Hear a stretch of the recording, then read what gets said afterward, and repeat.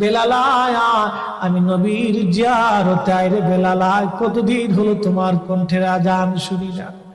স্বপ্ন যখন নবীজি দেখাইছে, এ মুসলমান, হযরতে বেলাল সুদূর সিরিয়ার দামেস্ক থেকে পাগলের মতো দৌড়াইলেন, পাগলের মতো ছুটে আসলেন।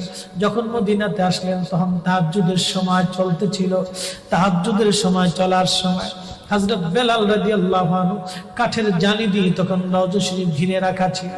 ওই জালির পাশে বসে বসে জালির সঙ্গে মাথা ঠেকাইয়া নবীর পাগল বসে বসে গুনগুন গুনগুন করে কাঁদে আর বলে, হুজুর আপনি আসতে বলেছিলেন, গোলাম এসে হাজির হয়েছে।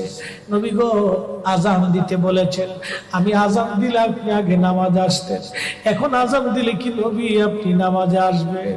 হুজুর এখন আজান দিলে কি আপনি নবী নামাজে আসবেন? নতুন মুয়াজ্জিন আসছে আজান দেওয়ার জন্য।